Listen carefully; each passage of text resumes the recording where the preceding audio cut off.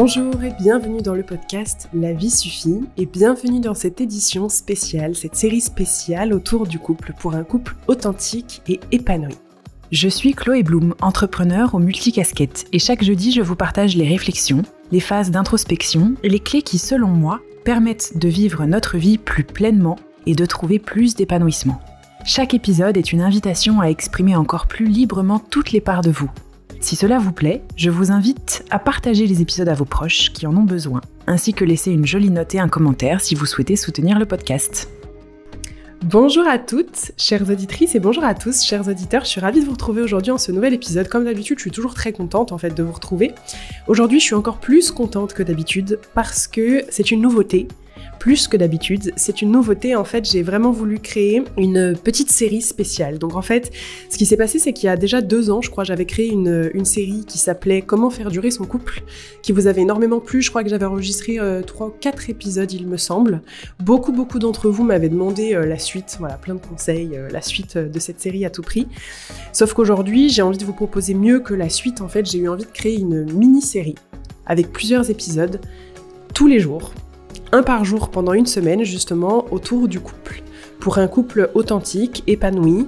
Et l'idée, c'est que dans cette mini-série, donc quand je dis mini-série, c'est parce que ça va vraiment être des épisodes qui sont courts pour que ce soit facile à écouter au quotidien, que ce soit vraiment quelque chose, un format qui soit digeste et facile à intégrer. Et que dans chaque épisode, on puisse lever des croyances, ou en tout cas qu'on puisse essayer de déconstruire certaines idées autour du couple qui puissent en fait nous permettre derrière d'aller retrouver une harmonie dans notre relation, d'aller mieux s'entendre, mieux communiquer avec notre partenaire quel qu'il soit, de retrouver aussi cette passion, cette polarité, cette intimité et d'avancer ensemble et de faire grandir ensemble la relation. Je sais que voilà, c'est vraiment une problématique qu'on a tous, la relation de couple, c'est vraiment un domaine qui nous bouleverse, voilà, on va dire qui nous bouleverse, qui vient révéler le meilleur de nous et le pire de nous, donc je me suis dit qu'une série autour de ça vous plairait beaucoup. Donc préparez-vous, aujourd'hui c'est le premier épisode et vous en aurez un par jour pendant une semaine. Et chaque épisode sera sur une question, une grosse croyance, une thématique particulière autour du couple.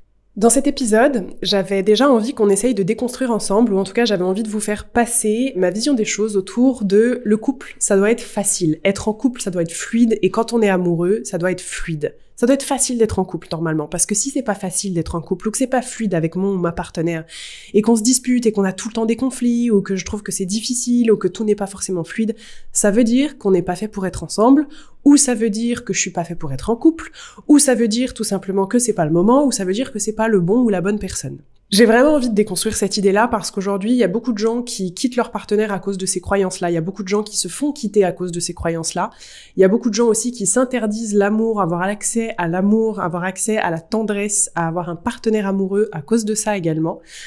Parce que on est bercé depuis qu'on est tout petit dans ces espèces de romances, de couples ultra romancés Disney où tout est parfaitement fluide, chacun est super bien à sa place et il y a aucun problème et il y a jamais de conflit et c'est super facile et on entend presque en fait ces espèces de discours un peu romancés que tant qu'on est amoureux tout va bien.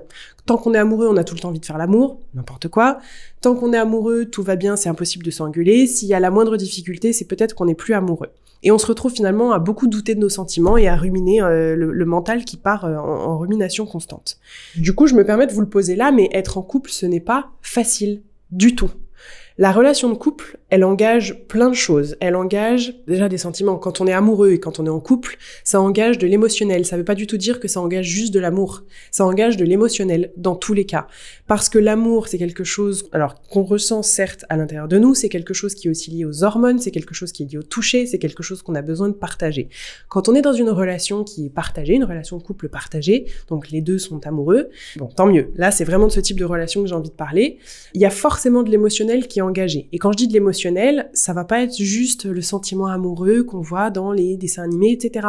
Ça engage de l'émotionnel, ça engage de la colère, ça engage de la tristesse, ça engage de la peur, ça engage des insécurités, ça engage de l'agacement, ça engage de l'impatience, ça engage... Honnêtement, ça engage énormément d'émotionnel et c'est bien normal. Quand on entre en relation avec quelqu'un, on entre en relation aussi par nos émotions, pas juste avec le mental.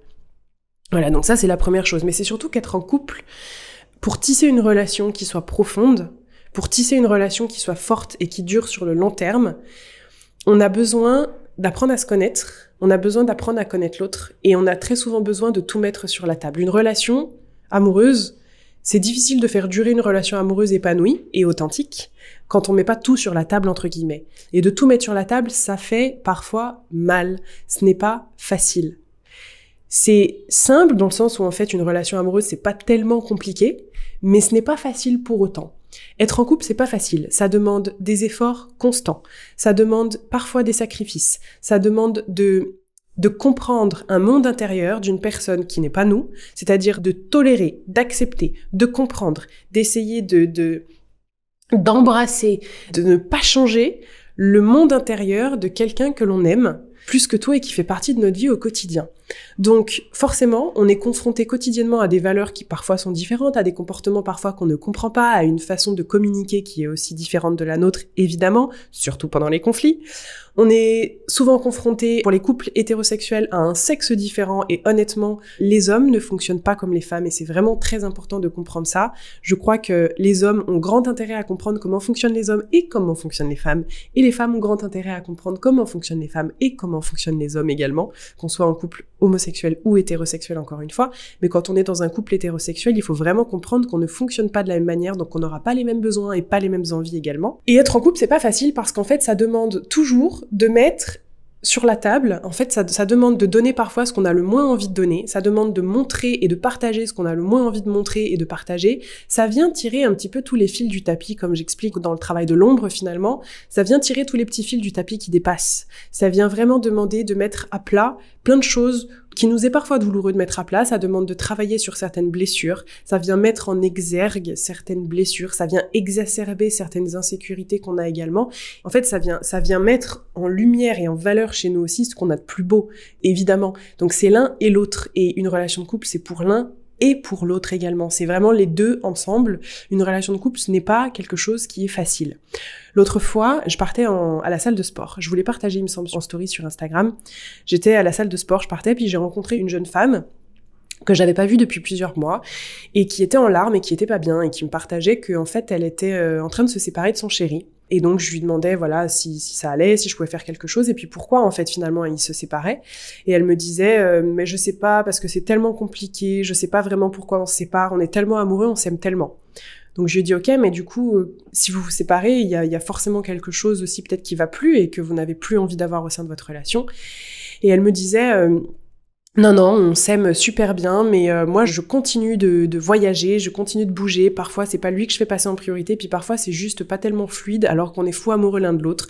Ça veut dire que ce n'est pas the one, ça veut dire que ce n'est pas mon âme sœur, et ça veut dire que ce n'est pas lui que mon âme a choisi, ou que ce n'est pas la bonne personne, parce que si c'était fluide, ça voudrait dire que c'est vraiment la bonne personne.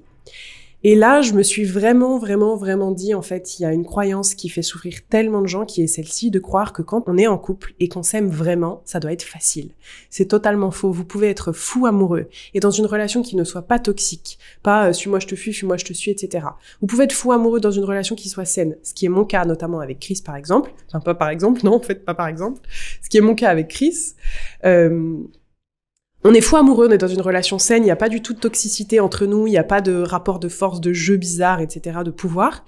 Et pour autant, c'est pas facile, parce qu'au quotidien, je suis confrontée à un monde qui est pas le mien, qui est différent, on fonctionne différemment, on n'a pas les mêmes manières de s'exprimer, de communiquer, on n'a pas toujours les mêmes besoins, pas toujours les mêmes envies, pas les mêmes énergies, pas les mêmes besoins de repos, pas les mêmes priorités également, on a eu tellement de mal à se comprendre à plein de moments également, et au quotidien, ça me demande de faire des efforts sur ma communication, ça me demande de faire des efforts sur ma tolérance, ça me demande de faire des efforts sur ma manière de démontrer de l'amour, sur mon langage de l'amour également, pour combler mes propres besoins, mais aussi pour donner à l'autre de la manière dont il a envie de recevoir également. Donc bref, croire que être en couple, ça doit être facile, c'est de l'énorme bullshit. Toutes les relations qui durent et qui sont profondes et qui traversent des vies, c'est des relations qui connaissent des challenges. C'est aussi pour ça que je dis souvent le couple, ça suffit largement à t'apprendre des tas de trucs parce que ça te fait travailler sur tes blessures d'enfance, ça te fait travailler sur ce que t'acceptes le moins chez toi parce que t'es constamment en miroir avec quelqu'un que tu aimes, ça te fait mettre devant le visage toutes les choses que tu projettes et pour lesquelles t'as du mal à te responsabiliser. Et en même temps, ça te fait révéler les choses qui sont les plus belles chez toi, tes plus beaux atouts, ce que tu as le mieux à donner, ce que tu as le plus à partager, la lumière qui est chez toi, tes forces, ça vient vraiment travailler sur les deux. Donc être en couple Non, ce n'est pas facile. Ça va être un constant travail de soi, un constant travail d'équipe. J'ai plutôt envie de dire un constant travail d'équipe. Et il n'y a pas besoin d'aller compliquer les choses et de se rajouter des problèmes à ça parce qu'être en couple, c'est déjà bien assez challengeant comme ça. Et c'est magnifique parce que les challenges, quand on est amoureux, on se pose pas tellement la question de bon, ok, là, est-ce que du coup j'y vais ou j'y vais pas? Est-ce que je relève ce défi ou je relève pas ce défi? En fait, la question se pose pas vraiment. On rentre dans la relation, on est amoureux, on donne tout, et les challenges, on va les passer. Les uns après les autres. Mais parfois on a besoin d'aide, parfois on a besoin de travailler sur soi, parfois on a besoin de se faire accompagner, parfois on a besoin d'être soutenu, parfois on n'arrive pas forcément à relever ces challenges. Voilà. Être en couple n'est pas facile. Être en couple est magnifique, par contre. Voilà, donc brisons un petit peu cette croyance bullshit qui est très liée, en fait, ça fait très Jasmine et Aladdin on est censé être amoureux dans ce rêve bleu et puis tout est fluide et tout est parfait et tout tombe au bon moment et c'est génial, on est des âmes sœurs. Non, en fait, 2 âmes sœurs peuvent aussi avoir des challenges, des difficultés et tout n'est pas forcément toujours fluide et c'est bien normal, c'est votre singularité, votre différence dans le couple qui vont aussi faire que vous allez garder le sentiment amoureux. Mais ça, je vous l'expliquerai dans un prochain épisode. Voilà, j'espère que ça vous a plu. N'hésitez pas à me laisser vos commentaires sous l'épisode, si vous en avez envie, partagez comment vous voyez ces choses-là et puis surtout, partagez cet épisode au plus grand nombre parce que je crois vraiment qu'on doit briser cette croyance et que au lieu de se séparer un peu trop facilement à la moindre difficulté, en fait, moi j'aimerais vraiment que beaucoup de gens comprennent que ça demande de l'investissement personnel, une relation et que ça vaut le coup de s'investir, voilà, et que vous n'avez pas de problème et c'est pas parce que vous avez des difficultés à être en couple que vous avez forcément un problème. Juste pour la petite anecdote, les premières années quand on se disputait avec Chris me disait en fait c'est sûr qu'on doit pas être fait pour être ensemble parce qu'en fait un couple qui est fait pour être ensemble normalement ne se dispute pas. Et pareil, ça c'est quelque chose qui est faux et c'est surtout que encore une fois, il y a pas de gens absolument faits pour être ensemble et qui fait que tout est toujours fluide. En fait, c'est des gens qui font tout pour être ensemble. Encore une fois. Voilà. J'espère que ça vous a plu. Sur ce, je vous laisse pour de vrai. Je vous retrouve demain pour un nouvel épisode. Et puis, je vous fais plein de gros bisous. À très vite.